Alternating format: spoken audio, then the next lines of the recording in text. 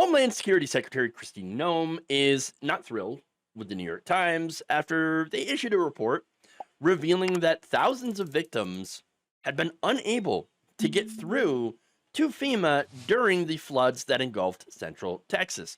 Now, the report found that the Federal Emergency Management Agency had failed to answer nearly two-thirds of all the distress calls from victims of the catastrophe. So now Noam had went on NBC's Meet the Press to get very angry about it, calling it false, saying it's discouraging that during this time, when we have such a loss of life and so many people's lives turned upside down, that people are playing politics with this because the response time was immediate. Well, okay, but it's not playing politics to call out like, hey, wait a minute. You said it was immediate, but actually it wasn't. Now, Noam said, the individuals who are giving you the information out of FEMA, I'd love to have them put their names behind it because anonymous attacks to politicize the situation is completely wrong. The false reporting has been something that is inappropriate, and it's something that I think we need to clear up. This response was by far the best response we've seen out of FEMA. The best response we've seen out of the federal government in many, many years, and certainly much better than what we saw under Joe Biden. I love the irony of seeing people who lied about FEMA during the election. Okay, they claim that, oh my God, did you know that FEMA was not helping people in red states? No, that's not true. Okay, now they're claiming that people are lying about FEMA now that they're in charge. Oh, how dare you lie? But wait, you guys lied. They made all sorts of outrageously false claims about FEMA.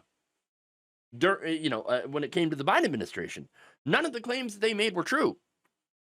But what is true is that under the Trump administration, they have made massive cuts. Massive, massive cuts. Okay, since Noam took over, FEMA has hired hundreds of contractors at call centers as a result of these cost-cutting efforts, right, that Noam has implemented as chief of the department. CNN reported that new rules require the secretary to sign off on contracts or grants that exceed $100,000, and that those rules delayed the deployment of search and rescue crews when it came to these floods. They needed her permission to do pretty much everything. That's it. And you know what she did? She spent her time asking her Instagram followers which portrait they would rather see. Which of her official portraits should be her official DHS portrait. Oh, I like this one, but then there's this one. Oh, they're all very nice. Yes, why don't you help me pick them, Instagram? Oh, are there people drowning in Texas? Nah, I'll get to them later. But it's worse than just, oh, we need Kristi Noem to sign off on these things. No, she lied about the fact that only 15% of the calls were answered by FEMA as a result of her massive cuts to the agency. And not only that, but her delays had actually prevented rescue teams from neighboring states like Nevada, Colorado, Arizona, and Missouri from being able to conduct their operations. According to CNN, it took the teams between 4 and 4.5 hours to dispatch from their respective states. Now, look, in a lot of situations, if you're expecting a massive storm, they can stage their responses, right? They can get themselves prepared to then offer aid to those neighboring states. Now, with flooding, it's a little bit different. I mean, a lot of people didn't realize how bad the flooding was going to be. Nonetheless, search and response, I mean, these rescue response teams are very efficient. They get ready very quickly and can dispatch very quickly. And yet, because of the delays from Noam, their first day of work began on July 11th. That's about a full week after the flooding began. So FEMA has in the past been able to mobilize search and rescue operations within hours, not days. But this time it was different. And so not only were there stupid rules that were put into place, cost cutting and all that. But there's also just this attitude at the top where they think states, you're on your own.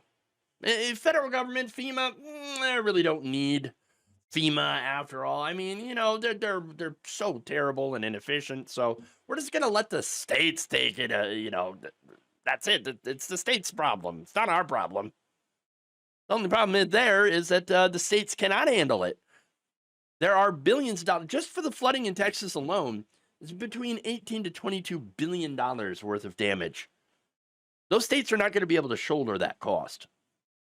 And look, that fact alone is kind of why we have a federal government with federal emergency management, so that they can get this money that they don't have access to, be able to get it from the federal government and be able to rebuild and help. But no, we don't have that now. Under Trump and Republicans, the federal government has essentially turned into nothing more than a police state. I mean, the big, beautiful bill, whatever, massively expanded ICE.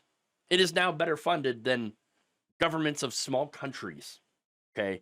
And then you have companies like Palantir that have been authorized to spy on us and given contracts, while the majority of the money gets funneled to the wealthy.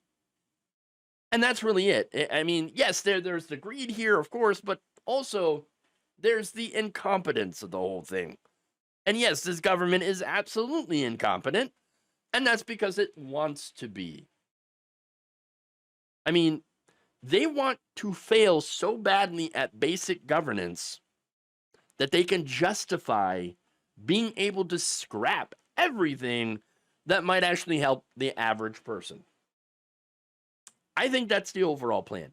And who better to carry out this plan and to show how incompetent government can be than the most incompetent president we've ever had, Donald Trump. I mean, when you think about it, he is the absolute perfect figurehead for all of this, because he is naturally incompetent.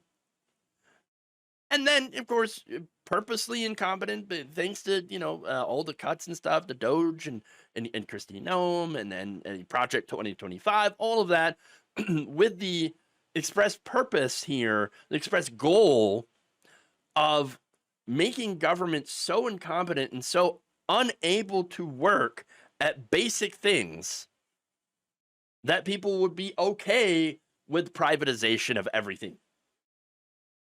And that's really it. I believe that is the plan. And I believe that finally they've been able to enact that plan thanks to the Trump regime. And now we're seeing the results of that in real time. Thank you for watching. If you enjoyed this video, please like, share, subscribe, hit the bell icon in order to get notified whenever a new video is released. And if you want to support independent, progressive media through this difficult time where it seems like everybody is shutting down, you can become a member on our YouTube page, you can become a subscriber on Facebook, or you can go to my Patreon. It's patreon.com/Jeff Waldorf. Thank you.